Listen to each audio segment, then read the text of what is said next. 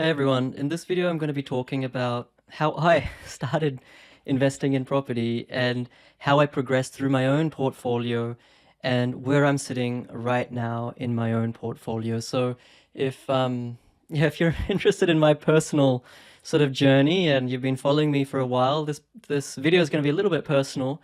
But stick around and hopefully you'll learn a thing or two and at least get some inspiration from my humble self. So if you don't know me, my name's PK and I help people develop passive income in real estate through buying properties that have a combination of positive cash flow and high growth using data without, dropping 15K on a buyer's agent, without flying around the country doing inspections or any of that sort of stuff. And guys, if this video brings you any value or if any of my previous videos have brought you any value, I would be super, super grateful if you hit the like button, the thumbs up button on YouTube right now. You can do that right now. Hit subscribe, and once you've hit subscribe, hit the notification bell, turn that thing on, and that way you'll get more of these videos and YouTube will send this video to more and more people, okay? And that's obviously good for me, but that's hopefully good for you because you're actually getting some value and others can get the same sort of value as well. And if you're watching in my Facebook group, thank you so much for being here. There's more than 7,000 of you.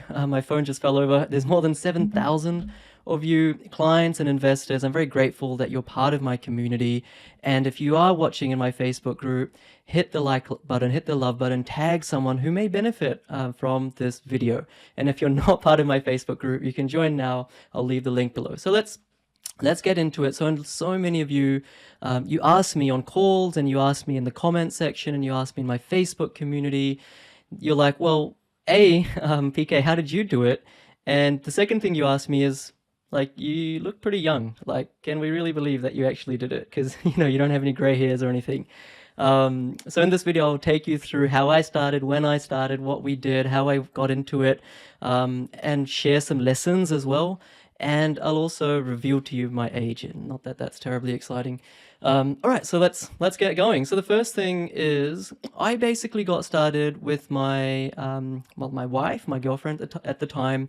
As soon as we graduated from university in 2009, 2010, we got our first jobs. She was a chartered accountant at KPMG, so she was on. In hindsight, not that great income, but for us back then, that was pretty good income. And I was an investment banker. I was trading stocks at JP Morgan institutionally for pension funds, for superannuation funds. We're talking blocks of $100, $200 million. I was very, very grateful that I had a great income. She had a good income. There's no rags to riches story or anything like that I'm going to make up in this video. I'm just going to tell you what happened. Now, we're second generation immigrants, so that means that although I was born in India, I actually moved to New Zealand when I was 4 and then moved to Brisbane in 2006. So my parents, were the first generation immigrants, because even though I was born, outside of Australia, really I grew up in New Zealand and Australia, hence the accent, which I know many of you guys asked me about as well.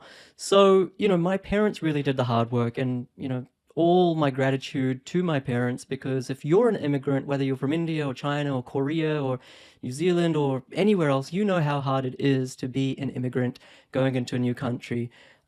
So, they're the ones who did the hard work. They didn't give me any money to start, but really my wife and I, we were in a situation where we're thinking, all right, so now we've graduated university, now we're working. We don't want to have to work for the next 40, 50 years like our parents did. Her parents were the same. My wife, although Indian origin, she was born in London. Her parents are also from India, did all the hard yards. So we were just thinking, we don't want that life where you go to work, let's be honest, it's not a 9 to 5 these days, it's a 9 to 9. And you go to work, I think there was some inspirational video that I watched the other day that said you go to work, trying to pay, you drive to work in a car that you've got a loan on. You're going to work to try to pay off that car. You're trying to go to work to pay the suit that you're wearing that you don't want to wear to work. Your tie is like the chain, and you work 5 days living for the weekend, and you spend Sunday hoping that you never had to go to work on Monday, and you do that day after day after day after day after day, and you call that a life. We didn't want to call that a life. That was not our intent of what would make us happy. This is not intended to be an inspirational video, but one time And John Lennon was asked when he was in primary school, he said, the teacher said all the students, they're like, what do you want to be when you grow up? And John Lennon wrote down on a piece of paper, he said, happy. I want to be happy. And so then the teacher, everyone else said astronaut, engineer, doctor, all this kind of thing. The teacher asked John Lennon, he said, I don't think you understood the question, and John Lennon said, well, I don't think you understand life, right? And so that's really what we didn't want to go down into, the rabbit hole, the rat race of working a 9 to 5 and really just suffering. I don't want to go on about that, but, we had to do it because you need serviceability, right? So we then very quickly decided that we would use real estate as our investment vehicle. The reason for that is because I traded stocks institutionally. As a graduate, I was making 6 figures income because I was making some pretty big decisions, all based on data. But I still didn't have the confidence to put, when I was advising superannuation funds to put 200 or 300 million in a particular stock or asset type, I didn't have the confidence to even put $100 of my own money into that type of asset type or into that stock. Right? And so I was just thinking, I can't sleep at night if I invest in the stock market. I'm pretty good at it for others, but I don't have the confidence to do it myself. I know that real estate is safe as houses, they say. Real estate is my chosen investment vehicle because I can feel it, I can touch it, I can taste it if I really wanted to. It just feels more tangible. But the thing is that, when I started learning about real estate, everyone was saying that, hey, you just have to pick an area that has population growing. You need to pick an area where there's infrastructure, amenities, closest train station, shopping center, schools, all that kind of thing. And I was just thinking, look, if it was that easy, then why aren't all these 2 million real estate investors in Australia driving around in fast cars? Because they're not. 80%, or I can't remember what the number is, 85%, something like that, investors don't get past the first property. So it can't be that easy. And I majored in finance and statistics and economics at university in my bachelor's degree. So, my background was statistics, and in being an investment banker and trading stocks for a living and doing equities research, there is so much data that goes into even the smallest investment decision. So I was thinking, if there's so much data that goes into stock market investing, then how can real estate just be so easy, right? And it's not. That's not where this video is going. So then I tried to learn a little bit more. We went to these seminars and webinars. I mean, back in the day in 2010 or so, they don't have all these podcasts and YouTube channels and Facebook forums. There were some books and things, but books are always dated. The strategies are like, that's something that worked 20 years ago, 0 to 150 properties in 2.5 years. That stuff doesn't work anymore. So there was really no avenues for us to learn. So we went to these seminars, they'd be in a seminar room or a conference center or a hotel, and you'd all be kind of packed in on seats, and there'd be like free coffee and crackers, and there'd be some person in a nice suit on the stage saying a bunch of stuff. There was a PowerPoint slide deck, and it'd sound pretty good. It was kind of useful, but then they'd try to flog you off a property at the back of the room for a discount. And the more that you go to those master classes or webinars or seminars, as we had them back in the day, for my partner at the time and myself, now wife, that just was a little bit unsettling. We just couldn't stomach just kind of someone selling a property to us at the back of the room for a discount, all that kind of thing. So we sort of lost trust, if I'm telling you the truth. We lost trust in people exactly like me right now, right? Property experts and all these people that say get rich quick. Not that I say that, but you know what I mean. We just it didn't vibe. So then I just did what I do best, so to speak. And I did data. So I compiled all the data available on real estate markets at the time. So we're talking things like, I'm just reading out here, so I don't forget: stock on market percentages, days on market trends, online search interest ratios, building approval percentages, average vendor discounting percentages, developable land supply schemes, building approval percentages, etc., etc., etc., etc. And just really got all the data that's available or was available. There was more than 100 factors. And it's hard to figure out how to actually use that. So there's a statistical technique called multivariate regression analysis. Multivariate regression analysis, and you can look it up on Wikipedia or something. It's not rocket science. But what this allows you to do is you can then, by applying the statistical technique, you can isolate the individual relationships each factor has with a common factor. So what does a thing like a train station actually have to do with capital growth? What does days on market percentages, what are their correlation with capital growth? So then you can start to understand the big rocks in the jar, how to weight or how to prioritize or how to trade off between these factors using their individual coefficients. Those coefficients are born of multivariate regression analysis, and you normalize for autocorrelation to try to understand their individual weightings. It's not a perfect science. It's not a magic algorithm that I produce that just works every single time with your eyes closed. No, you need to understand it. But suffice to say, once you do that, then you can understand things like the thresholds that each factor needs to be within, the trends or the shapes or the chart analysis for each factor for us to say that, yeah, this is actually strong. You can understand their coefficients. And by systemizing this, then you don't need to look at each suburb individually, but you can look at all 15,000 suburbs simultaneously because it's systemized. It's not a magic software where you put in your first and last name and your date of birth and it spits out an answer. No, it's not like that. But it's not like a black box. You need to understand it to some extent, like an average person can do that. But once you do, then you can actually gain confidence that it works because it can be back tested as well. So I back tested it over 10, 20, 30 years of data, and that really gave us the confidence to start our investing journey. So we knew where to invest even before we invested a single property because it had been back tested. So you can take a random suburb from, I don't know, 5 years ago, apply the system will help you understand whether you should have invested there, and then with the benefit of hindsight, you can see whether prices have increased or not. And then when you do that 1 time, 10 times, 20 times, 100 times, you start to what we call adjust and optimize and refine, not the algorithm, but the process or data protocol. And so that's what I did. And, it's a little bit geeky, but that was my background: statistics, econometrics, etc. And then we just bought one property after another. And like I said, we weren't like, living in a caravan park like a lot of property experts say these days. We were on good incomes. I won't lie. As a household, we were on more than a 6-figure income. Because I was working very hard at JP Morgan. That was the investment bank I was at. Was working like 90-hour weeks. So we knew where to invest, and then we just, we learned the how on the job. So where becomes a little bit easier when you know the data, right? That's not the hardest bit. I know you're probably thinking where to invest. That's the golden question. That's the $1 million question. Actually, that becomes easier when you understand the data. But the how to get properties under market, how to buy interstate without traveling, how to negotiate, how to get off-market opportunities, how to renovate so you can increase the valuation, pull out equity. All of this stuff I needed to learn on the job, right, by experience. So after buying 1, 2, 3, 4, 5, 6, etc. properties, then you learn this over time, right? You make mistakes.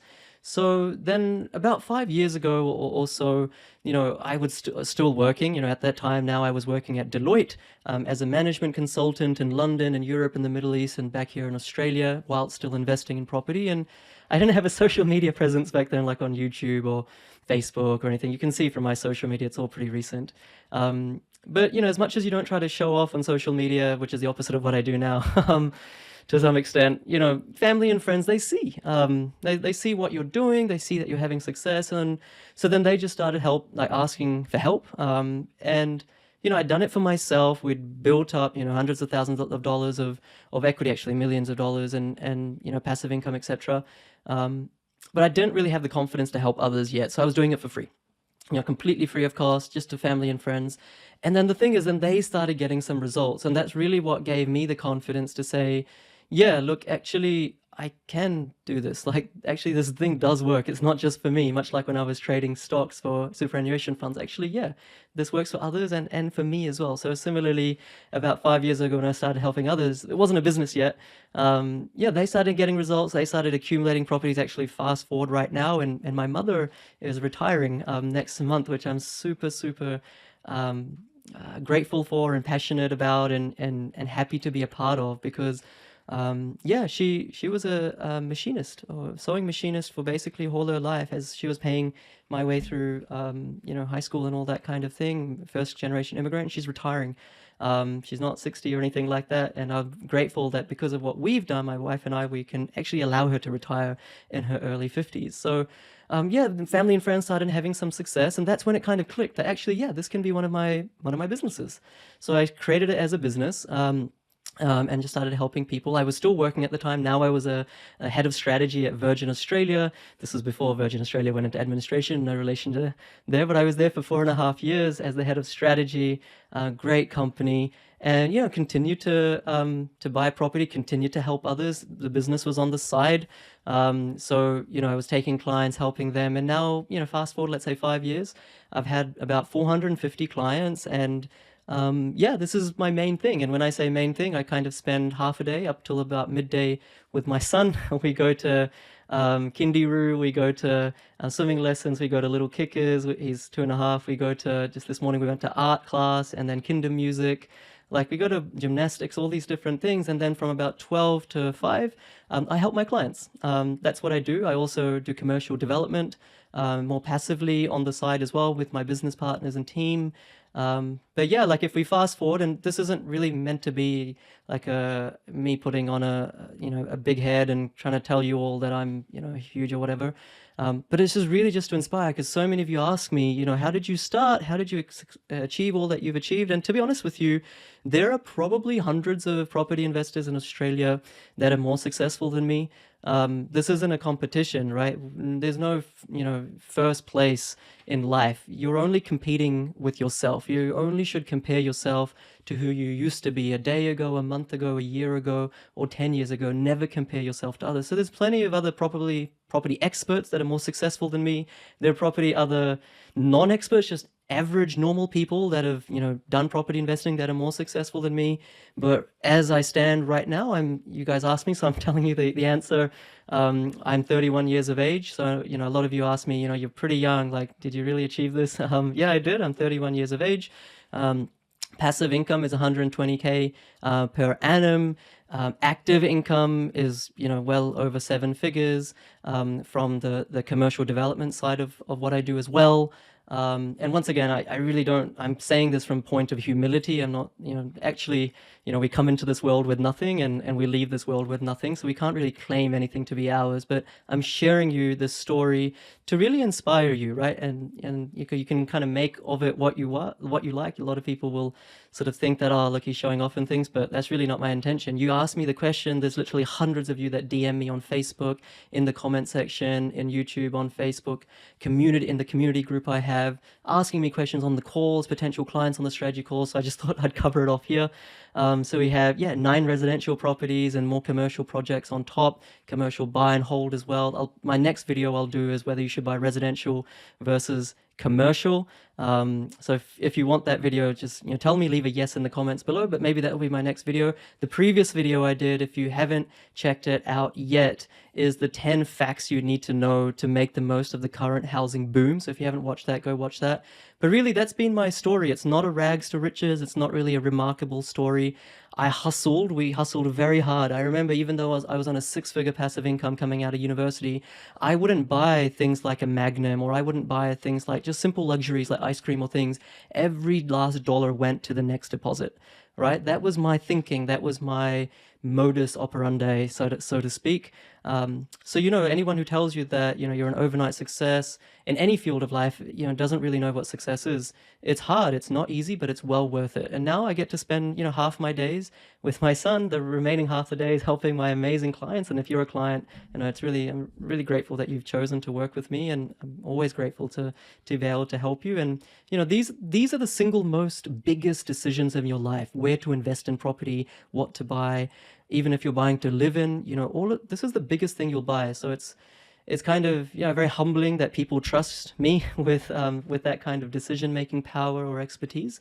I'm forever humbled by all my clients. But yeah, I just wanted to share that, really, to share my story. My wife is obviously not working now either. She used to be a chartered accountant. Now she, on her LinkedIn profile, has the title mum.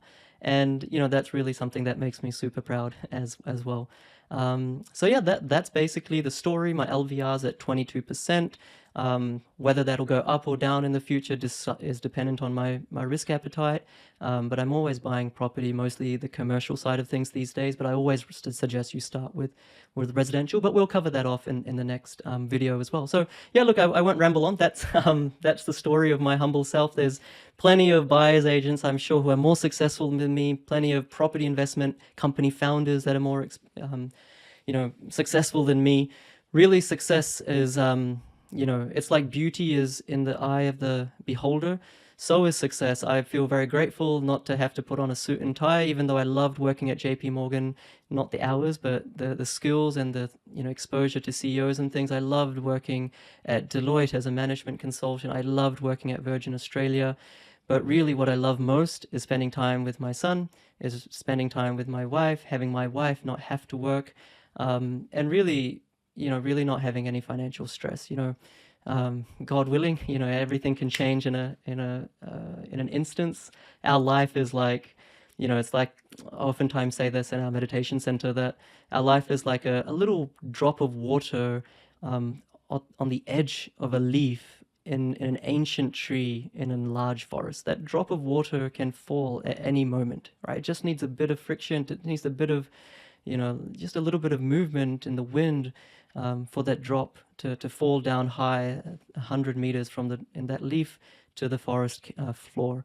So, even though I'm very happy to say that, I'm financially free and all that kind of thing, that can change at any moment. So we should always count our blessings, but that's my story. And yeah, if you want to know more about my story, if you have any specific questions, I can do more videos if you like. I don't really want to, do a Facebook ad saying, oh, how I retired by I was 30 or anything like that. I don't do any paid advertising. I don't need it.